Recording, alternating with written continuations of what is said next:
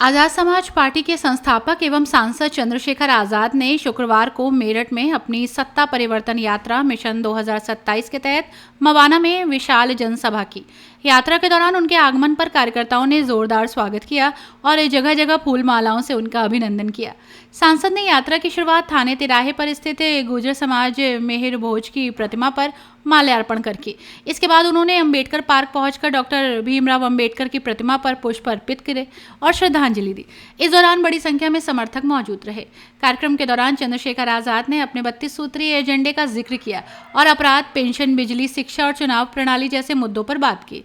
उन्होंने कहा कि यदि देश में बैलेट पेपर से चुनाव कराए जाते हैं तो उनकी पार्टी सरकार बनाने में सक्षम होगी।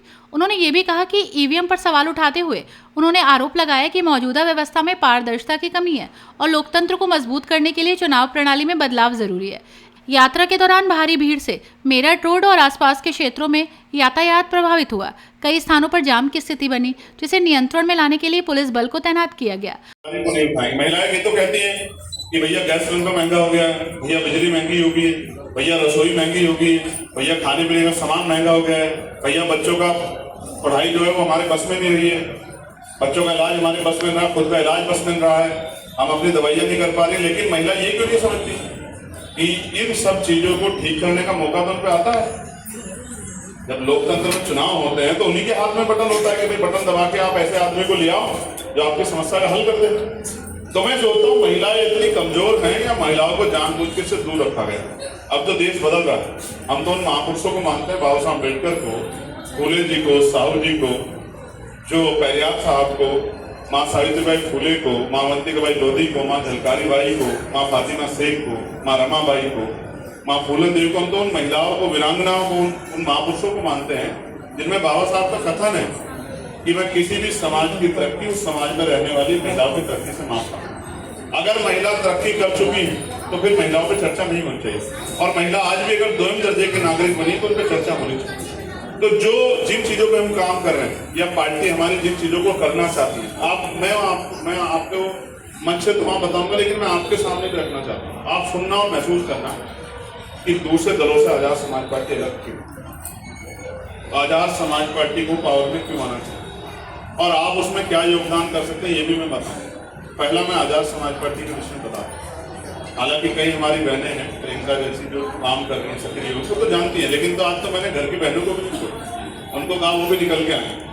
वो ये रोती क्यों है कि भाई ये नहीं मिल रहा, ये नहीं मिल रहा, ये नहीं मिल रहा। लोकतंत्र है, अपने अधिकार छीन लो, मौका मिलता है लोकतंत्र में, आपको वोट बटन दबा के मौका मिलता है। तो आजाद समाज पार्टी क्या कह रही है? आजाद समाज पार्टी कह रही कक्षा 1 से 12 तक की पढ़ाई, कक्षा 1 से 12 तक की पढ़ाई मुफ्त कर। किसके लिए? हर बच्चे के लिए। क्यों? क्योंकि एक बच्चा सरकारी स्कूल में पढ़ रहा है, एक बच्चा प्राइवेट स्कूल में पढ़ रहा है, एक इंग्लिश मीडियम में पढ़ रहा है, हिंदी मीडियम में पढ़ रहा है। एक को के लिए उसको अच्छी पढ़ाई देने के लिए 5-6 हज़ार, 7 हज़ार, 8 हज़ार रुपये महीने की फीस देनी पड़ती है, और एक 50 रुपए की फीस से कम में पढ़ रहा है। लेकिन दोनों में कंपैरिजन करो 5 साल बाद, जो इंग्लिश मीडियम में पढ़ रहा है सीबीएसई आईसी बोर्ड से और जो यूपी बोर्ड से पढ़ रहा है, उनमें असमानता होगी, समानता होगी? बताओ, अपने आप बताओ, समानता होगी या असमानता होगी? इस असमानता की खाई को जब हम बचपन में लागू कर दे रहे हैं तो इसका मतलब हम समानता चाहते हैं कि एजुकेशन पे कोई मुनाफा नहीं होना चाहिए, एजुकेशन सबके लिए बराबर होना चाहिए। और इसलिए इस बात के लिए आज 4, 5, 6, 7 हज़ार रुपये, और क्या होता है एजुकेशन, उसके एडमिशन के टाइम वर्दी उस दुकान से मिलेगी, जूते उस दुकान से मिलेंगे, किताबें उस दुकान से मिलेगी, टाई उस दुकान से मिलेगी, मोजे उस दुकान से मिलेंगे, सिलेबस की सारी चीजें वहां से मिलेगी। क्यों? वही जुराब बाजार में 15 रुपए की, 20 रुपए की वही जुराब वहां से 150 रुपए की। क्यों? क्योंकि ये सब एजुकेशन भ्रष्टाचार की भेंट है। और मैं मानता हूं जब तक ये देश में शिक्षा समान नहीं होगी तब तक ये देश कभी अपने पैरों पर नहीं खड़ा हो पाएगा। तो चाहे जीडीपी का 10% पैसा लगता है, लेकिन शिक्षा को बदलाव करके ही रहेंगे हर कीमत पे। कक्षा 1 से 12 गवर्नमेंट ने कानून बना दिया है भाई, 6 साल का बच्चा पहली कक्षा में एडमिशन लेगा, तो 6 साल का बच्चा एडमिशन लेगा और 12वीं तक पढ़ाई करेगा, 18 साल का हो जाएगा बालिग, उसकी बुद्धि हो जाएगा विकास। और देश की लाइन होगी एक, वो भी उसी पढ़ाई को करके आएगा जिस पढ़ाई को आज पैसे में करने को ये मजबूर है। तब ये जब 18 साल के बच्चे, इनका बौद्धिक विकास हो जाएगा बड़े पैमाने पे, फिर आप इनको किसी कंपटीशन में बिठा लेना तो गरीब का बच्चा अमीरों से पीछे रहेगा। मेरी बात को आप याद रखना, गरीब का बच्चा से अमीरों का मुकाबला रहेगा। आप महसूस तो करके देखो, सीबीएसई का बच्चा जो कक्षा 5 में इंग्लिश मीडियम में पढ़ रहा है और जो प्राइमरी स्कूल में पढ़ के आया कक्षा 6 में, वो मुकाबला कर सकते हैं क्या? जो हम लोग हिंदी मीडियम के पढ़े हम ही नहीं कर पाते। आप समझते हैं, फराटेदार अंग्रेजी बोलने लगे बच्चे 10वीं में, हम लोग नहीं कर पाते उनका मुकाबला क्योंकि हम हिंदी मीडियम से पढ़े। तो हमारे यहाँ मास्टर को बेचारे को बहुत सही नहीं आती। आप समझे नहीं समझे? तो उसके लिए करना है, मैं भी नीचे उतर जाऊँ, मैं बता रहा हूँ आपको साहब। अच्छा मेरी बात गौर से सुनो, नहीं मैं तो आपका बेटा भाई, मैं तो जब तक जीऊंगा मैं तो संकल्प लेकर बैठा हूँ। जिस दिन मुझे गोली लगी थी ना, मैंने उस दिन मान लिया था कि मैं अभी मरने वाला नहीं। अगर मैं गोली से बच गया तो इसका मतलब मेरे हाथ से अभी कोई काम होना है जिससे लोगों के जीवन में बदलाव आएगा, इसलिए मैं लड़ाई को लड़ा। जब मैं गोली से नहीं मरा तो मैं खांसी जुकाम से नहीं मरा। आप समझे मेरी बात? और सुनो, कल यात्रा रोकने के लिए एडी चोटी का जोर लगाया, मुझे बंद कर लिया, घिराव कर लिया, बैनर उतार दिए, बैनर फाड़ दिए कि मैं गुस्सा करूं। मैं गुस्सा नहीं करता, मैंने गुस्सा कम कर दिया। मुझे लगता है जितना एनर्जी में गुस्सा करने ना हो उतनी लोगों की सेवा करने में लगा। क्या फर्क? मेरी लड़ाई किसी जाति धर्म आदमी से थोड़ी है, मेरी लड़ाई तो सरकार से है। ये निकम्मी सरकार हटेगी तो अच्छी सरकार आएगी, अच्छी सरकार आएगी तो आपका काम होगा। अब आप गौर से सुनो जो मैं कह रहा हूँ, आपने पीड़ा बताई थी ना, मैं उसका हल बता रहा हूँ। 1 घंटा निकालो, जो काम करती हैं वो घर से मत जाओ, फोन निकालो, फोन करो अपनी रिश्तेदारियों में, कोई कहीं रहता, उनसे कहो कि इस बार हमें भाई चंद्रशेखर का साथ देना। किसी की नहीं सुनी, हमने सबको आजमा के देख लिया, इस बार हमें उसको मौका देना। ठीक है? बहन को, भाभी को, चाची को, ताई को, मासी को, मामी को, ननद को, सबको फोन करो। ठीक है? भाई को फोन करो, जीजा को फोन करो, सबको फोन करो। हमारे यहाँ एक कहावत है, मैं सुनाता था हरियाणा में कहावत, आप भी सुन लो मीडिया के लोग। जब अस्पताल को अच्छा बनाना पड़ेगा, नहीं बनाना पड़ेगा, गरीबों के पहुंच में लाना पड़ेगा। आप बताओ, क्या पैसे की कमी के कारण किसी को मरने के लिए छोड़ा जा सकता है क्या जो माँ 9 महीने बच्चे को पेट में जब रखती है, क्या उसको दर्द नहीं होता अपने बच्चे के लिए खोते हुए? उसको आज परसों पीड़ा होती है सड़कों पे, महिलाएं बच्चों को जन्म देती है अस्पतालों के बाहर। क्या इन महिलाओं को सम्मान का अधिकार नहीं है क्या? ये किसी के परिवार से नहीं है क्या? तो इन नेताओं ने कैसा मजाक बना के रख दिया जनता का, ये हमें समझना पड़ेगा। इन सरकारी अस्पतालों को ठीक करना पड़ेगा, इस बिजली के बिल को कमजोर करना पड़ेगा, इस बिजली के बिल को आपके बजट में लाना पड़ेगा। ये तब होगा जब आप और हम लोग मेहनत करेंगे। महिलाओं को क्यों, महिलाएं पुरुषों पर आधारित रहेंगी? महिला रोजगार क्यों नहीं कर सकती है? क्या वो अपना योगदान नहीं करते टैक्स पेयर बन के? हमें महिलाओं को घर पे रोजगार देना पड़ेगा, हमें कुटीर उद्योग लगाने पड़ेंगे, उद्योग धंधे लगाने पड़ेंगे, हमें उनको सुरक्षा देनी पड़ेगी और उनके हाथ में पैसा पहुंचाना पड़ेगा, क्योंकि मार्केट डिपेंड है डिमांड एंड सप्लाई पे। अगर डिमांड होगी तो ही सप्लाई आएगी, तो ही मार्केट आगे बढ़ेगी। जब आपकी जेब में पैसा नहीं होगा तो क्यों खरीदोगे? चलो मेरे साथ, आपकी जेब में पैसा नहीं, कितनी अच्छी चीज सड़क पे क्यों ना मिल रही हो, आप नहीं खरीदोगे, उसके पास से गुजर जाओगे, दिल पे हाथ रख लोगे कि नहीं? मैं जानता हूं ना, मैं जानता हूं और आपको बताना चाहता हूं, जब बाप कमाई के लिए घर से निकलता है ना, तो बच्चा कहता है पापा आज मेरे लिए चॉकलेट ले आना, तो वो कहता है ले आऊंगा। लेकिन शाम को जब उसकी जेब में पैसे नहीं होते ना चॉकलेट के भैया, तो वो चुपचाप आके लेट जाता है, बच्चे को खबर नहीं लगने देता कि पिताजी आ गए। क्यों? क्योंकि उसको पता है कि उसके सपने भी पूरे कर। कमजोर ताकतवर समझौता नहीं, जब महिलाएं ताकतवर हो जाएंगी तभी समझौता होगा। ठीक है? वरना यही चलता रहेगा कि मैं कहना नहीं चाहता, आगे पुरुष नाराज हो जाएंगे। क्या करना? लोकतंत्र है ना, इनकी भावनाओं का ध्यान रखना। तो सच ये है कि महिलाओं को बराबर के अधिकार तब मिलेंगे जब महिलाओं की जेब में भी उसी तरह के अवसर होंगे जो पुरुषों की जेब में, तब तक नहीं मिलेंगे। ठीक है? रोजगार करो, पढ़ो लिखो, रोजगार करो, बेटियों को बेटों के बराबर रखो। अगर महिलाएं बेटों को बराबर नहीं, बेटियों को बराबर नहीं रखेंगी तो बदलाव नहीं होगा। याद रखना मेरी बात को। आप ये मत सोचो कि बेटा सेवा करेगा। कितने बेटे जो सेवा नहीं करते हैं? कितनी वीडियो आती है बेटा माँ को पीट रहा है। तो बेटियों को दो ताकत, बेटियों को बराबर में आप खड़ा करो। क्यों जरूरी है? मेरा बस चले ना, क्यों जरूरी है कि बेटियां जाएंगी ससुराल? कल अगर माहौल बदल जाएगा तो बेटे चले जाएंगे ससुराल, क्या हो गया भाई? बेटियां क्यों जाए अपना घर छोड़? कोई क्या कहाँ लिखा हुआ, कौन सी किताब में लिखा कि बेटियां छोड़ के जाएंगे? कन्या कोई दान करने वाली चीज नहीं है ना, कन्या तो सर का ताज है ना, वो दान वाली चीज नहीं है, समझे आप? प्रोपेगेंडा मत पढ़ो, इसको पढ़ो। गलियां सुरक्षित क्यों नहीं? रोज वीडियो हम लोग देखते हैं। उसका कारण यह है कि सरकार के एजेंडे में ये बात नहीं है। और मैंने सरकारों को जितना समझा, स्टडी किया दुनिया को, सरकार चाहती है कोई कमजोर हो तो वो कमजोर बना रहे, जिससे कि वो हमारा हम पे आधारित बना रहे। जैसे पति भी ये चाहते हैं कि महिलाएं उन्हीं के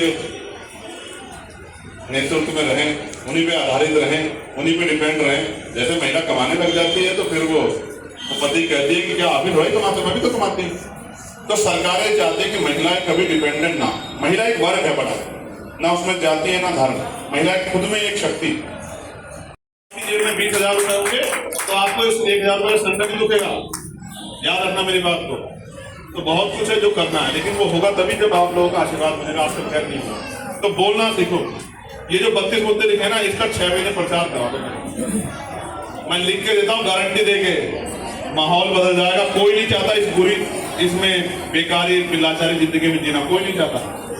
अगर एक तरफ पनीर रखा हो, दूसरी तरफ सूखे चावल, बताओ किसको खाना पसंद करोगे? बताओ।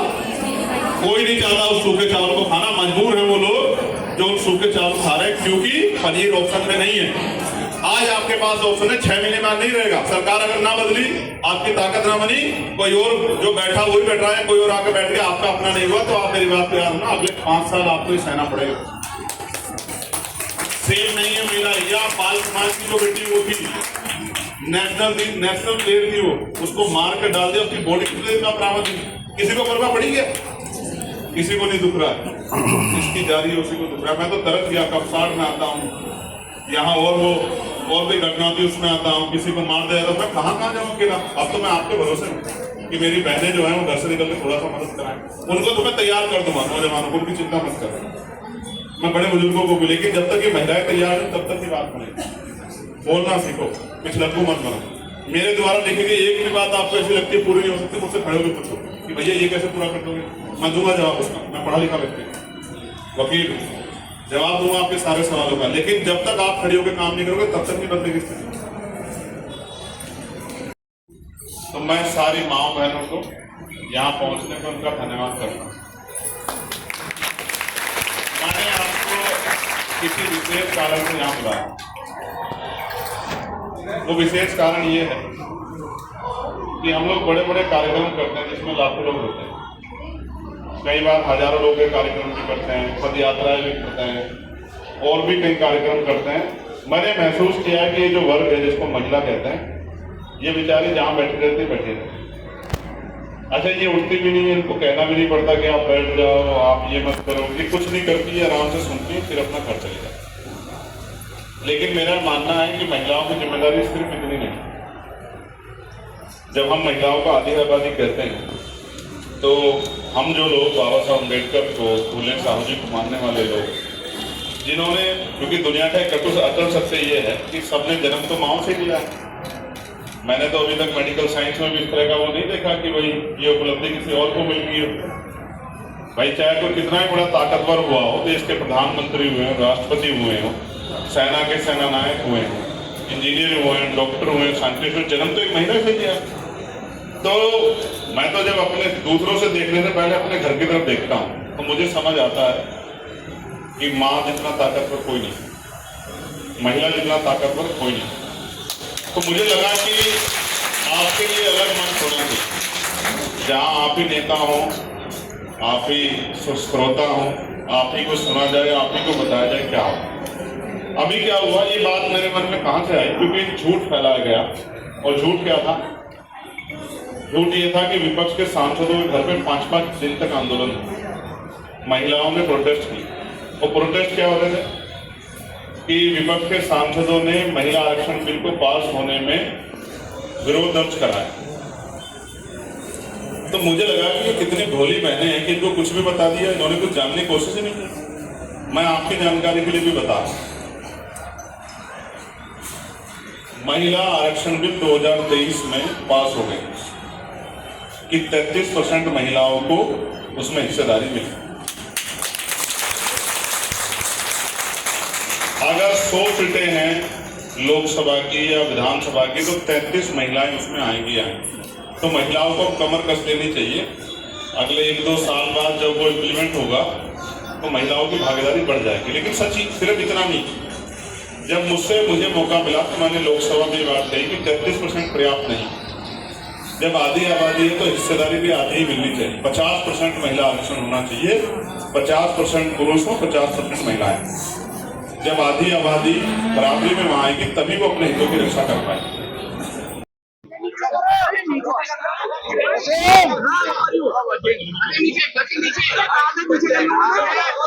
चलो भाई, अब देखो आप लोग बताइए सही है क्या? दिख रहा है क्या? आप बताओ। सांसद जी कर दीजिए। मैं जब यात्रा में चलूंगा आप लोग घर में मेरे साथ ग्रहण करना, तो मैं सवाल आपसे कर लेंगे। चलो सवाल बताओ।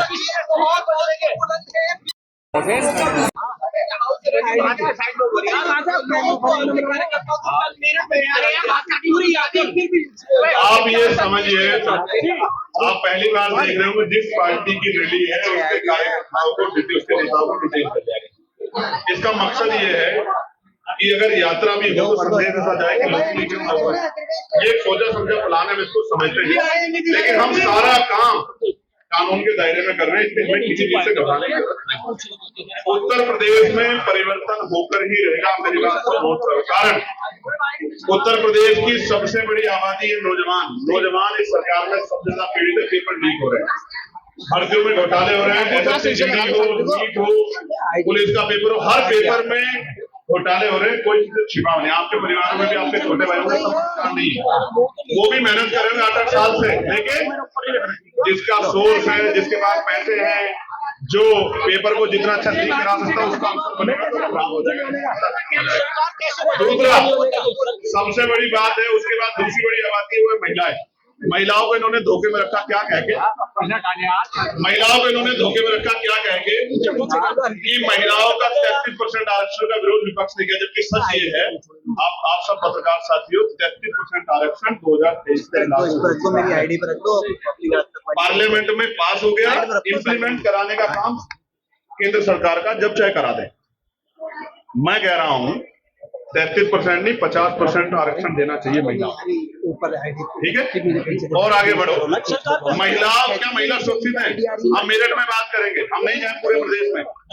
मेरठ की वो जो नेशनल प्लेयर थी एथलेटिक बेटी, कितने दिन बाद, अनुष्का पाल कितने दिन बाद मिली डेड बॉडी? 44 दिन बाद। ये पुलिस है, ये कानून व्यवस्था है कि 44 दिन तक एक नेशनल प्लेयर, जब एक नेशनल प्लेयर का ये हाल है तो आम बेटी का क्या हाल होगा, महसूस करके देखो। मैं फिर आपसे कह रहा हूं, राजनीति एक तरफ है, लेकिन वास्तविकता में अगर सच्चाई को देखोगे तो कानून व्यवस्था के नाम पे किसी की चूड़ी टाइट करना, किसी की गोली मार, इसके अलावा जमीन से कुछ नहीं। आसिफ, इस पॉइंट आपने दिए हैं, जब आपकी सरकार बनेगी तो आप उस पे करेंगे, क्या मुख्य पॉइंट है और किस तरीके से? देखिए, मुख्य पॉइंट ये है कक्षा 1 से 12 तक की पढ़ाई मुफ्त होनी चाहिए सभी के लिए, उसमें मुनाफा नहीं होना चाहिए। इलाज सभी के बजट में होना चाहिए, इतना आसान होना चाहिए कि इलाज कमी कारण किसी की जान ना जाए। इस प्रदेश में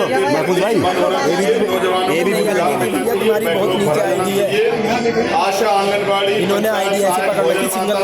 शिक्षा मित्र निदेशक, तमाम जो कर्मचारी हैं, चाहे वो सफाई कर्मचारी है, उनको राज्य कर्मी के दर्जे के साथ उनका जो वेतन है वो 20,000 से प्लस होना चाहिए। पुलिस के भाइयों को भी 8 घंटे की ड्यूटी, सप्ताह में 1 दिन छुट्टी, बॉर्डर स्कीम खत्म करके उनको वेतन विषय दूर करनी चाहिए। PRD होमगार्ड भाइयों के जवानों को भी पुरानी पेंशन लागू होनी चाहिए। प्रमोशन में रिजर्वेशन SC ST OBC को मिलना चाहिए। ग्रामीण क्षेत्रों में देखा ना, स्मार्ट सिटी देवबंद भी जब बारिश आती है, मेरठ भी कैसे भर जाता है, आपने देखा नहीं देखा? मैं कह रहा हूँ स्मार्ट सिटी बने ना बने, लेकिन स्मार्ट गाँव जहाँ 80% आबादी निवास करती है, स्मार्ट गांव बनने चाहिए। इसलिए ग्रामीण क्षेत्रों की कनेक्टिविटी बढ़नी चाहिए, वहां रोजगार के साधन बनने चाहिए, सड़कें अच्छी बननी चाहिए, पीने के लिए साफ, और सबसे इम्पोर्टेंट पर्यावरण की का ध्यान रखते हुए सारे काम आगे बढ़ने चाहिए। एक जो सबसे महत्वपूर्ण है, जिस पे बड़ा बवाल हो रहा है, वो ये है कि शराबबंदी होनी चाहिए, क्योंकि सबसे ज्यादा जान वो दुर्घटनाओं में जाती है। परिवार जो टूटते हैं वो नशे की वजह से टूटते हैं। शराबबंदी करनी चाहिए। शराब के चक्कर में प्रदेश के युवा को बर्बाद नहीं होने देंगे हम। चंद्रशेखर जी, हाँ, सरकार बदलने के अब आप लिए सुनो। सरकार बदलने के लिए गठबंधन करेंगे क्या? ये नहीं बन पा रही है। भाजपा अपने आप को सबसे बड़ी पार्टी बताती है और प्रदेश की भारतीय टीम जनता का पार्टी सबसे जातिवादी पार्टी है। मैं इसका एक उदाहरण बताता हूँ। उनकी कथनी करनी में क्या फर्क है। जब योगी आदित्यनाथ जी मुख्यमंत्री सांसद थे तो 2015 में उन्होंने जाके जंतर मंतर पे साधुओं के आंदोलन में क्या कहा कि गाय को राष्ट्र माता का दर्जा मिलना चाहिए, इसके लिए वो मुहिम चलाएंगे। और आज वो मुख्यमंत्री हम कह रहे हैं कि राष्ट्र का नहीं, यहाँ पे ताकत तो राज्य का दर्जा दे दो। तो तब आप कह रहे हैं कि माता के दर्जे की जरूरत नहीं है, क्योंकि आपको बीफ कंपनियों से चंदा लेना है, इसलिए आपको गाय के नाम पे सिर्फ राजनीति करनी है। आप गाय माता के समर्थक ही नहीं, झूठे आप गाय के नाम पे जो है राजनीति करते हैं। ये सबको समझ आ रहा है, इसलिए मैं आपसे कह रहा हूँ वो 8 मंत्री बनाए 8 जातियों के। अगर वो जातिवादी नहीं है तो वो जातियों के आधार पर निर्धारण क्यों कर रहे हैं? इसका मतलब सबसे ज्यादा जातिवादी पार्टी भारतीय जनता पार्टी है और जातियों को तोड़ के भाईचारा बनाने का काम आजाद समाज पार्टी काशीराम करती है। चंद्रशेखर जी, सत्ता परिवर्तन यात्रा लेकर निकले हैं, बिजनौर से शुरुआत हुई है। एक नाम जिस तरीके से आपने लिखा सत्ता परिवर्तन यात्रा, बिजनौर से मेरठ आ गए हैं, जो रेस्पॉन्स मिला, अभी आगे भी आपको जाना है, क्या लग रहा है? बाकी पश्चिम उत्तर प्रदेश से बड़ा सवाल है, क्या किसी से गठबंधन करने का? दोनों सवालों के जवाब दूंगा। मैं प्रधानमंत्री जी की तरह भागूंगा नहीं, आपको जवाब दूंगा। देखो गौर से सुनो। पहली बात आपने कहा सत्ता परिवर्तन यात्रा। कुछ पत्रकार साथी पूछे इसका उद्देश्य क्या है, तो मैं कहता हूं उसके नाम में उद्देश्य है कि हम लोगों को जगाने निकले हैं कि अपने हितों के लिए सत्ता को वो बदले, और उसके लिए उनको एकजुट होकर काम करना पड़ेगा। आजाद समाज पार्टी के साथ खड़ा होना पड़ेगा। एक बात, सत्ता परिवर्तन यात्रा से सरकार में भय कितना है, इसका उदाहरण आपने कल भी थोड़ी सी नीचे कर लाइए। और आज भी मैं फिर कह रहा हूँ, कुछ पार्टियां पैसे देकर लोगों को बुलाती हैं और जिनकी सरकार है वो तो कर्मचारियों को मजबूर करते हैं। आशा, आंगनबाड़ी, भोजन माता, पंचायत, रोजगार सेवक, पीआरडी के जवान, होमगार्ड भाइयों बहनों को, अनुदेशकों को, शिक्षा मित्रों को, टीचरों को कहते हैं कि चलो वहाँ सभा में एक बस लेके आना, इसलिए कहते हैं। यहाँ लोग इस बड़ी सड़कों पे उत्साह में मिलेंगे। इसका मतलब आजाद समाज पार्टी के कार्यकर्ताओं में उत्साह है अपनी ताकत बनाने का। अब रही गठबंधन की बात, तो गठबंधन होगा जनता से, इसलिए की जा रही है यात्रा, वरना बड़ी रैली करके हाथ हिला के निकल जाते। जनता से गठबंधन हो, हर व्यक्ति तक हमारी बात पहुंचे, हमारे मुद्दे पहुंचे, जो हमारे बारे में फैलाया गया है उसको वो असल दिखाई दे कि क्या वास्तविकता में जो फैलाया गया वो सही है, ये जो कह रहा है वो सही है।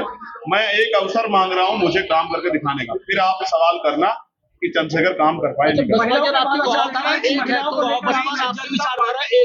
तो क्यों एक जो होकर चुनाव लड़ने की पोजीशन? कोई बात नहीं, एक होकर लड़ रहे हैं तो बाद में एक हो जाएंगे चुनाव के बाद। क्या कांग्रेस जनता पार्टी युवाओं की पार्टी एक आई है, उन्होंने भी रैली रखी है अपनी जनता। अब उनको सरकार क्या क्या नाम दे रही है जी, आप समझो ना। युवा बेरोजगार है और मैं युवाओं में समझता हूँ युवाओं के दर्द को, इसलिए मैं कह रहा हूँ कि हो सकता है कि एक बड़ा आंदोलन देश में खड़ा हो जाए और सरकार के पास कोई विकल्प न बचे, इसलिए सरकार गलतियों को सुधारना चाहिए, बैकलॉग भरना चाहिए और उद्योग धंधे लगा के नौजवानों को रोजगार देना चाहिए। उनका समर्थन करेंगे आप? मैं फिर कह रहा हूँ उनसे वो जो मुद्दे उठा रहे हैं उनको तो मैं रोज उठा रहा हूँ। पिछले मतलब 2013 से अब तक 13 ही साल हो गए मुझे उठाते, वो तो बेचारे अब उठाने लगे। मैं फिर कह रहा हूँ असल जो युवाओं की लड़ाई लड़ रही है आजाद समाज पार्टी का नाम। मेरठ में यात्रा हो रही है, आपका जो है वो छोटा कर दिया, महिलाओं को दिया, महिलाएं तमाम पढ़ रही है, क्या इन 32 पॉइंट को पूरा कर पाएंगे? सिर्फ 32 कोई नहीं, इनके अलावा और 32 ऐसे काम करेंगे जिनको सोचा नहीं है सरकार। जो आपका रूट था यात्रा का वो प्रशासन ने छोटा कर दिया। क्या आपको याद है बांग्लादेश में कुछ होगा, यात्रा यहाँ पे निकलेगी, पाकिस्तान में कुछ होगा, यात्रा यहाँ पे निकलेगी, इजराइल में कुछ होगा, यात्रा यहाँ पे निकलेगी। लेकिन यहाँ एक पार्टी जो संघर्ष कर रही है वो यात्रा निकाल सकती है। क्यों? क्योंकि सरकार डरती है, सरकार के मंत्री डरते। मैं रात रुका था हस्तिनापुर में और रैली है मेरी दक्षिण में और बाकी जनता ताकत। बीजेपी की गढ़ से सेंध लगाई है। गढ़ तो कोई किसी का होता ही नहीं यार। जनता ने सुनो, इससे पहले क्या सरकारें नहीं बदली है, क्या इन्हीं का गढ़ था? ये इनकी सरकार झूठ पे टिकी हुई है, इस बार गिरेगी, आप मेरी बात को याद रखें। आप चुनाव लड़ने जा रहे हैं? भाई मैं चुनाव लड़ूंगा, इसका पार्टी का फैसला पार्टी का है, कहाँ से लड़ूंगा इसका फैसला पार्टी का है। मुझसे कितने लोग पूछ रहे हैं आप हस्तिनापुर से लड़ेंगे, हस्तिनापुर लड़ेंगे। मेरे जैसे व्यक्ति को इतनी पवित्र जगह से लड़ने का मौका मिले, पार्टी दे, तो मैं क्यों मना करूंगा भाई, आप बताओ। चंद्रशेखर जी एक सवाल और, पहले आपकी यात्रा को रोकना, आपका ऐलान करना कि 8 बजे बड़ा फैसला ले सकता हूं, और उसके बाद यात्रा को हरी देकर बैकफुट पर आ जाना, क्या ऐसा था लोगों के मन में कि सवाल उठा कि 8 बजे क्या करने जा रहे थे? 8 बजे मैं क्या करता, मैं पैदल निकल जाता पूरे प्रदेश में, घर घर जाकर कहता कि ये मुझे मिलने देना आपसे, आप मेरे साथ खड़े हो जाओ, इस सरकार को हम लखनऊ तक छोड़ जाएंगे। आप हमें जनता है ये, और ये देख रहे हैं महिलाएं, ये देखो, ये मेरी माए बहन है, छोड़ेगी नहीं किसी को अगर मुझे सताया जाएगा, याद रखना मेरी बात। धन्यवाद। क्या मेरी बूढ़ी माँ को पंखे की एसी की हवा का अधिकार नहीं है? आप समझो तो सही क्या कह रहे हैं। ये सुविधाओं का मामला, ये उसका मामला नहीं है। जब आप पूंजीपतियों के, धन्ना सेठों के करोड़ों रुपए माफ कर सकते हो, तो गरीबों का बिजली का बिल क्यों नहीं माफ कर सकते हो? आपने सौंप दिया सारा प्राइवेट कंपनियों को कि इनके खून चूस सके, ये नहीं चलेगा, इसको रोकना पड़ेगा। और कौन रोकेगा? वो नहीं रोकेंगे, जनता रोकेगी, आप और सब लोग मिलकर। हम कह रहे हैं हेल्थ सिस्टम अच्छा होना चाहिए। आप बताओ, मेरी माँ बहने जितनी यहाँ बैठे, छोटे बच्चे जिस घर में, कोई अच्छा डॉक्टर कहीं जाते, बैठो इधर है जगह, बैठो। जो देर से आए तो उनको देर, हमारी माँ कहती थी, जो देर से आएगा वो कहते जागते की ककड़ी और सोते का कटड़ा, तो जो आए देर से उनको मिलेगी पीछे जगह, बैठ जाओ बैठ जाओ। तो देखो, याद करके बताओ, आप कभी बच्चे को डॉक्टर के यहाँ लेके गए हो? सरकारी में तो आप ले जाते नहीं, मुझे बताओ। तो सरकार ले जाते हो, प्राइवेट में ईमानदार से बताओ, जोर से बताओ। प्राइवेट। एक बात। दूसरी बात, प्राइवेट में बच्चा जब दिखाने जाते हो या खुद के ला जाते हो, तो फीस पहली जो वो देखने का परामर्श पर्चा देता है, कितने पैसे का मिनिमम? 800 कम से कम 800 से एक जोर से बता दो। 800 से शुरुआत है। 800 शुरुआत है। अच्छा देखो, 2000 तक जाती है। तब वो दवाई नहीं दे रहे हैं, नहीं दे रहे, सिर्फ देखने। तब तो वो आपको देख रहे हैं कि आपको बुखार है, खांसी है, जुकाम है, पीठ दर्द है, कमर दर्द है, तब तो सिर्फ आपको देख रहे हैं। और पर्चा कितने का? क्या मजदूरी 800 रुपए है गरीब की? मजदूरी 250 रुपए और पर्चा 800 रुपए का। और सरकारी जो डॉक्टर है, आप समझ रहे हो, सरकारी अस्पताल का बजट कितना है? लेकिन आप सरकारी बजट अस्पताल में क्यों नहीं जाते? क्योंकि आपके दिमाग में बात बैठ गई कि वहाँ इलाज नहीं मिलेगा, वहाँ तो लंबी लाइनें लगेंगी, वहाँ की दवाइयाँ अच्छी नहीं है, वहाँ टेस्ट नहीं होगा, ये बात बैठ गई है ना दिमाग में, वहाँ जान नहीं बचेगी, वहाँ तो नुकसान हो जाएगा, इसलिए जाते ना। लेकिन इस सरकारी सिस्टम में इतनी बड़ी बिल्डिंग पड़ी है, सब कुछ, इसको अच्छा क्यों नहीं बनाया जा सकता? क्योंकि नेताओं के हॉस्पिटल हैं, इसलिए सरकारी हॉस्पिटल को अच्छा नहीं बनाना। क्योंकि अगर सरकारी हॉस्पिटल अच्छा बन गया तो नेता की दुकानदारी, तो नेता यहाँ अपनी दुकानदारी चलाने के लिए काम कर रहे हैं, आपको भला करने के लिए थोड़ा ही। इसलिए आपको बुलाया आज कि आपको पता लगे कि सरकारी अस्पताल को अच्छा बनाना पड़ेगा, वहाँ वो सुविधाएं देनी पड़ेगी कि दवाई भी अंदर मिले, टेस्ट भी अंदर हो, मशीनें भी सारी हो, डॉक्टर भी अवेलेबल हो, महिलाओं के लिए भी, पुरुषों के लिए भी, बुजुर्गों के लिए भी, और पर्याप्त इलाज की व्यवस्था और बिल्डिंग भी अच्छी ये करनी पड़ेगी। पैसे कमी नहीं है सरकार के पास, लेकिन अस्पताल वालों को भला करना है, अपने नेताओं का भला करना है, बड़े बड़े पैसे वालों का भला करना है, इसलिए आपके बारे में नहीं सोचना। अपना जीवन जी रहा है, अमीरों के कुत्ते अच्छा भोजन खा रहे हैं, वो एसी वाली गाड़ियों में घूम रहे हैं, उनको गर्मियों में एसी मिलता है, सर्दियों में हीटर मिलता है, यहाँ लोगों को खाने के लिए भोजन, पीने के लिए पानी भी नहीं मिल रहा है। आप चेक कराओ अपनी टंकियों को, पीने के लिए साफ पानी नहीं मिल पा रहा है लोगों को। ये दिया है सरकार ने, इसको हमें बदलना पड़ेगा, लेकिन ये बदलने के लिए 1 घंटे से काम नहीं चलेगा, आपको और हमें मेहनत करनी पड़ेगी। आपके पास फोन है, कोई ऐसी नहीं जिसमें फोन ना हो, 99% में फोन होंगे, इसका इस्तेमाल करना सीखो, अपनी बात को लिखना सीखो, अपनी बात को कहना सीखो, सवाल करना सीखो। रिश्तेदारियां हैं आपकी बहनें होंगी, आपकी भाभियां होंगी, आपकी नंदे होंगी, आपकी दादियां होंगी, चाचियां होंगी, माँ होगी, मासूम, कितनी रिश्तेदारी है आपकी। महिला जिस दिन जो है पैरों पे खड़ी होकर कभी संकल्प कर ले, कोई काम नामुमकिन है क्या? जब इस देश में महिलाएं राष्ट्रपति से लेकर प्रधानमंत्री और सेना की जो है नायक बन सकती हैं, देश चला सकती है, प्रदेश चला सकती है, IAS IPS बन के जिले चला सकती है। मेरे यहाँ DM IAS जिले के अधिकारी, पूरे जिले की मालिक महिला है। मेरे यहाँ उसमें बिजनौर शहर में जो SDM है वो महिला है, ADM महिला है। तो क्या वो जिला नहीं चला पाती? चलाती है, वो जिला चलाती है। लेकिन ये पुरुष जो है, इनको डर लगता है कि महिलाओं के हाथ में ताकत आई तो कभी इनको घर में ना चौदह चुका करना पड़ जाए, तो डर लगता है। लेकिन महिलाएं डरना बंद करें, वो अपने बच्चों के बारे में सोचे और खुद के बारे में भी। क्या उनके सपने नहीं? आप अपने दिल पे हाथ रख के बताओ। मैं सच जानना चाहता हूँ कितनी है जिन्होंने हवाई जहाज का सफर किया है। मैं गारंटी देता हूँ 1% से ज्यादा नहीं होंगी। पूरे ग्राउंड में आप चेक करवा लो, पूरे उसमें 1% से ज्यादा नहीं होगी जो हवाई जहाज का सफर करके आई। क्यों पैदा हो गए? गरीबी में पैदा हो गए, इसी जंगल में मरना है आप लोग। क्यों? आपके सपने क्यों नहीं है? ये हवाई जहाज महिलाओं के लिए नहीं है क्या? ये AC वाली ट्रेनें, मेट्रो ट्रेनें, ये हेलीकॉप्टर महिलाओं के लिए नहीं? कौन सी ऐसी चीज है जो महिलाओं से जिसको बाधा पैदा कर देगी महिला वहां नहीं जाएगी? प्रधानमंत्री जी ने कहा चप्पल वाला हवाई जहाज घूमेगा। हवाई चप्पल वाला हवाई जहाज नहीं घूम रहा, वो रोटी के लिए मोहताज हो गया सरकार। आपके पढ़े लिखे बच्चे कितनी ऐसी होंगे जिनके बच्चे बेरोजगार घूम रहे हैं? पूछ के देखो। और आपने उनकी पढ़ाई में कोई कमी नहीं छोड़ी। क्यों नहीं आ रही नौकरी? रोजगार, नौकरी नहीं है, नौकरी के पर्चे निकलते, पर्चे निकल भी जाए तो यूपी तक वाले मेरे भाइयों लीक हो जाते हैं पर्चे। नीट का पेपर लीक हो गया, SSC GD का पेपर लीक हो गया, पुलिस का पेपर लीक हो गया। इसका मतलब पैसे वाले और पावर वाले लोग ही नौकरियों पे रोजगार में जाएंगे और मेहनत करने वाले सब लोग बाहर खड़े होकर तमाशा देंगे। क्यों? ये सारा खेल इसलिए है कि गरीब का बच्चा आगे ना बढ़ जाए, अमीर को दिक्कत नहीं हो। मैं आपको पूछना चाहता हूँ और कहना चाहता हूँ, मेरी एक मुद्दे में हम लोग काम कर रहे हैं, मुझे नहीं पता आप उसका समर्थन करेंगे नहीं करेंगे। मेरा ये मानना है कि देश में वो प्रचार में कहते थे कि हर साला अपने साले को फोन करे और उससे भी कहे कि वो भी साला अपने साले को फोन करे और उससे भी कह दो कि वो भी अपने साले को फोन करे। जब सारे सालों को फोन करेंगे तो कोई साला नहीं बचेगा, जहां तक खबर नहीं। और यहाँ तो कोई ऐसे बैठे हैं साले जीजा के रिश्ते वाले, कितने लोग बैठे हैं यहाँ। तो इसलिए मैं कह रहा हूँ प्रचार, बुद्ध ने भी कहा प्रचार से बेहतर माध्यम कोई महसूस करके देखो। दरवाजे के बाहर बैठते थे बाबा साहब, जिनकी वजह से आज हम अंदर बैठे थे। खाने के लिए रोटी नहीं थी, सूखी ब्रेड खाते थे क्योंकि हम इज्जत की जिंदगी जी सके। पीने के लिए साफ पानी नहीं था, संघर्ष करते थे सबके लिए, अपने लिए नहीं करते थे। और अपने 4 बच्चे बलिदान कर दिए। आपके घरों बच्चे हो, उन बच्चों को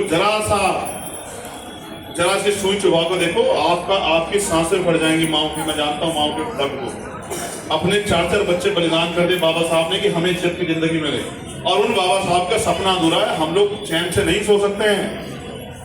अगर हम उनकी असली औलादे हैं तो हमें घर से निकल के काम करना चाहिए। और चलो हम खुश हैं, हम में से कुछ परिवार खुश है, क्या सारे लोग खुश हैं? संजय बाद में बंटवाएंगे, दे दो बेटियों को, दे दो, बांट देंगे। अभी लेकर रख लो, इनको दे दो, विनोद जी को हम बंटवा देंगे और बढ़ा दो। अभी बहुत सारी महिलाएं 400-500 होगी, बढ़वा दो, मंगवा देंगे। मेरी बात पे गौर करो, कितने परिवार है जो सम्मान का जीवन प्राप्त करे। चलो यहाँ से निकल के गाँव की तरफ को चल के देखो तो आपको पता लगेगा आज भी पक्की सड़कें नहीं है। आपको पता लगेगा आज भी उनके घर में प्लास्टर नहीं है, पंखे नहीं है, कूलर नहीं है। वो गर्मी में सड़ रहे हैं, मर रहे हैं, चूल्हे में फूक रहे हैं। ठीक है, पूरे दिन मेहनत करते हैं, रात को सो भी नहीं पाते। और माँ जिस तरह बच्चों को पालती है 9 महीने पेट में रख के, और सिर्फ 9 महीने नहीं, उसके पैदा होने के बाद जब तक वो बोलना चलना नहीं सीखता, खाना नहीं सीखता, तब तक वो सोती नहीं है। मैंने जीवन देखा माँ का। ठीक है, वो उस बच्चे से ज्यादा कष्ट सहती है कि वो किसी भी समय उठ जाता है, पूरे दिन काम से थकी हुई, अचानक से उठ गया, उसके साथ जाग रही है। वो रात भर जाग रहा तो रात भर जाग रही है, ना अपने सोने की, ना अपने सेहत की, ना अपने खाने की, ना पीने की। इस जिंदगी को अच्छी कैसे बनाओगे? उसका तरीका यह है कि आपको मुझे मिलकर काम करना पड़ेगा। और मैं फिर कह रहा हूँ, प्रचार के अलावा कोई रास्ता, टीवी ना दिखाए ना दिखावे, अखबार ना दिखाए ना दिखावे। ये इतना बड़ा मुंह दिया है, बोलो, गली में खड़े होके बोलो, छत पे खड़े होके बोलो, फोन पे बोलो, आकर बोलो, जाकर बोलो, जहां मौका मिले बोलो। और सबसे कहो कि आपने सबको आजमा लिया, एक मौका हमारे भाई को, एक मौका हमें तो देखो कैसे बंदा होता। और मैं आज कह रहा हूं, फिर सुन लो मेरी बात, एक बार मरूंगा मैं, बार बार नहीं मरूंगा। लेकिन जब तक मैं जीऊंगा तब तक मैं रुकूंगा नहीं। और मैं इनसे नहीं डरता, सरकार के लोगों से मेरा चैलेंज है, ये मुझे गोली मार के रोक सकते हैं, ये मेरे पैरों को नहीं रोक सकते। जैसे उन्होंने यात्रा रोकी थी ना, मैं पैदल चला जाऊंगा सब कुछ छोड़ के। और मैं इस लड़ाई को लड़ने के लिए जो हमारे महापुरुषों ने सब कुछ बलिदान किया, मैं सब कुछ छोड़ सकता हूँ।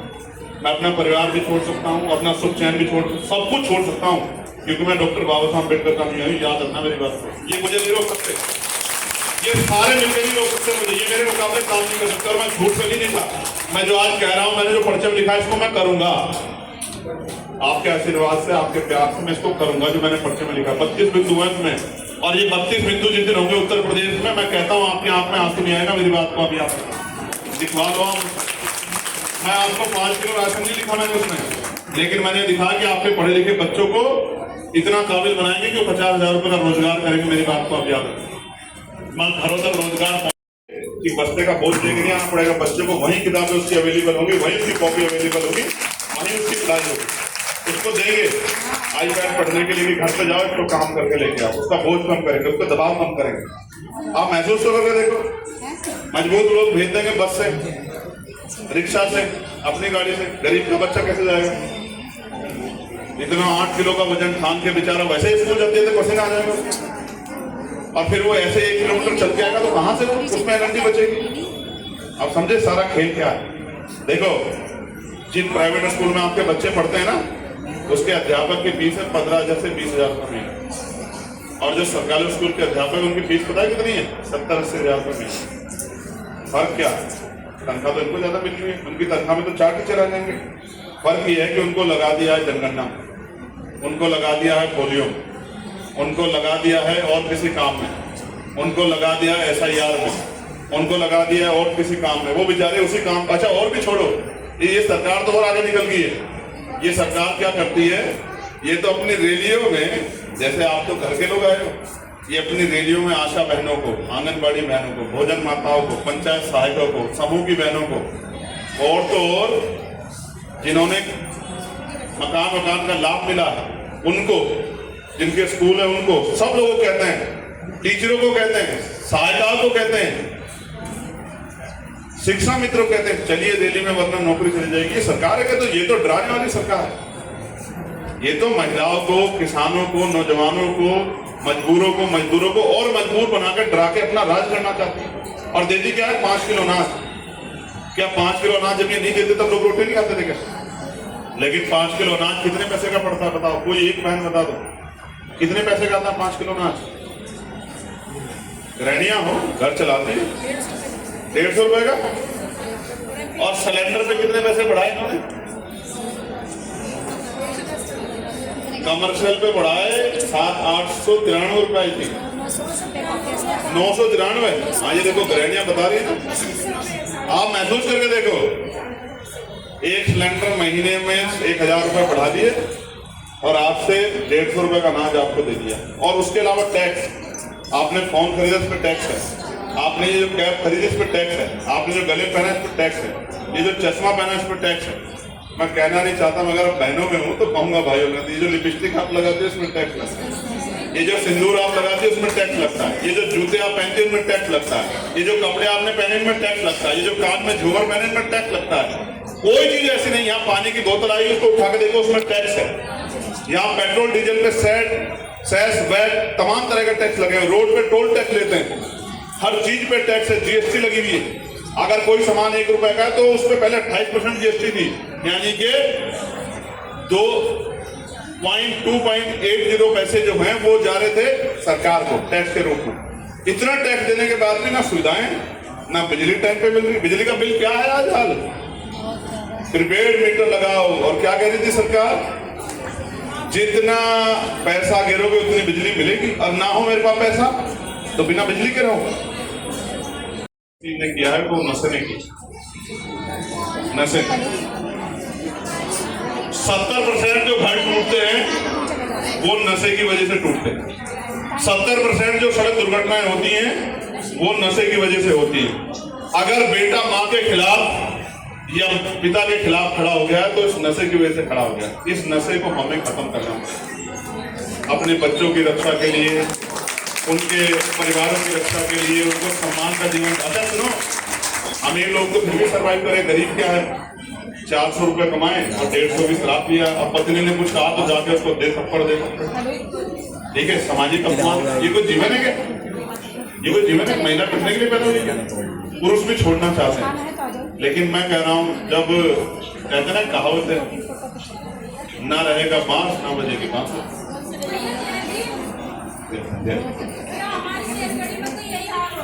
अब बैठ जाओ, सुन लो। आपने नेता ये बनाया, उनको फर्क नहीं पड़ता कि आप शराब क्या शराब पी से क्या हो। अब मेरी बात तो दोस्त,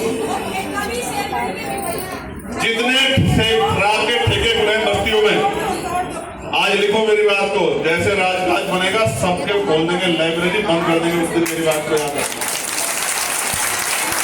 मेरी बात तो सुनो, रोने से कुछ नहीं होगा, कहने से कुछ नहीं होगा, करने से होगा। अगर ये रोकना है तो साथ खड़े होकर काम करना पड़ेगा, उससे पहले नहीं रुकेगा ये। मैं जो बता रहा हूं उसको सुन लो, जो मैं कह रहा हूं वो काम करना पड़ेगा, इससे नहीं रुकेगा कि आप मेहनत कर लोगे तो शराब का ठेका बंद हो जाएगा। शराब का ठेका बंद करने के लिए शराब बंद करनी ही पड़ेगी। तो हमने तय किया है कि चाहे हमें समर्थन कम मिल जाए, लेकिन हम शराबबंदी लागू करेंगे तो करेंगे। क्या करेंगे? शराबबंदी ना रहेगा बांस ना बजेगी, समझे? जब शराबबंदी हो जाएगी तो फिर शराब पी के कोई किसी के साथ मारपीट नहीं करेगा और कोई मरेगा भी नहीं शराब पी के, समझे नहीं समझे? मैं तो पक्का इलाज बता रहा हूँ, मैं ये नहीं कह रहा हूँ कि भाई कुछ पी लेना कम पी लेना, शराब बंदी कर देंगे चाहे समर्थन कम मिल जाए। मैं आज कह रहा हूँ, वचन दे के कह रहा हूँ। मैं तो इस बात को जानता हूँ, मैं इस पीड़ा को जानता हूँ, तभी तो हमने निर्णय लिया कि शराबबंदी करेंगे।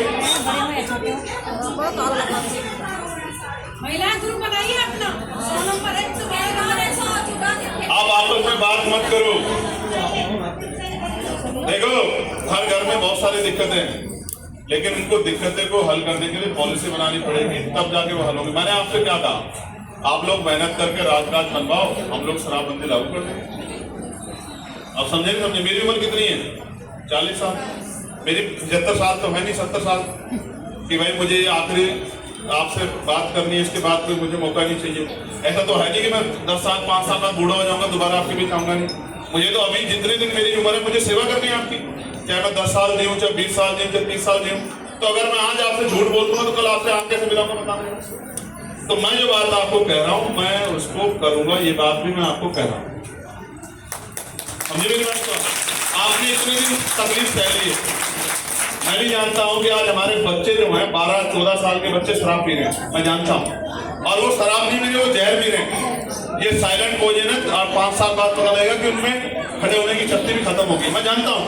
और मैं ये भी जानता हूँ कि ये सारे शराब के ठेके जानबूझ के गरीब बस्तियों में खोले गए हैं, जानबूझ के खोले गए, क्योंकि मैं जानता हूँ सरकार चाहती है कि बड़ी आबादी इसी नशे में डूबी रहे। मैं तो आज आपको कह रहा हूँ, आप हिम्मत जुटाओ। ये तो मैंने आपकी बात बता दी, मेरे में बहुत कुछ है महिलाओं को बताने के लिए, लेकिन मैं आपसे कह रहा हूँ एक पर्चा भेजूंगा मैं आपके पास, उसको पढ़ना।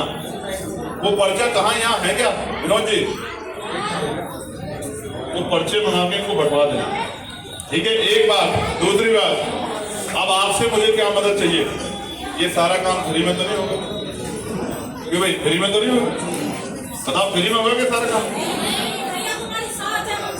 हाँ, ये कैसे होगा सुन लो भाई। ये बीच वाला ये रोको, बीच वाले ये हलचल रोको, हलचल रोको, हटो आप लोग, मैं आप लोग खड़े रहो, पीछे वाले साथी हटो, जल्दी हटो, इंपोर्टेंट बात करनी है, हटो। और पीछे बिठवा दो, आगे जगह ही नहीं, कहाँ से बिठवा दो? हटो बीच में से, हमारे जल्दी हटो, खाली करो उसको, खाली कर दो, खाली कर दो।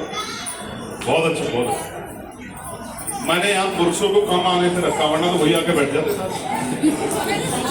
फिर आप कहते कि भैया मंच तो महिला होगा, तो महिला तो वहाँ पीछे बैठी। तो मैं तो सोचता हूँ आपके बारे। गौरतलब है कि यात्रा शुरू होने से पहले ही राजनीतिक माहौल गर्म हो गया था। प्रशासन द्वारा कुछ नेताओं और कार्यकर्ताओं को घरों में रोके जाने की बात सामने आई थी, जबकि चंद्रशेखर आजाद को भी उनके आवास पर पुलिस की निगरानी में रखा गया था। पार्टी का कहना है कि पिछले कई दिनों से इस यात्रा की तैयारी चल रही थी। गांव-गांव जनसंपर्क अभियान भी चलाया गया। फिलहाल सत्ता परिवर्तन यात्रा पश्चिमी उत्तर प्रदेश में आगे बढ़ रही है। इसे 2027 चुनावों के लिए पार्टी के बड़े राजनीतिक अभियान के रूप में देखा जा रहा है।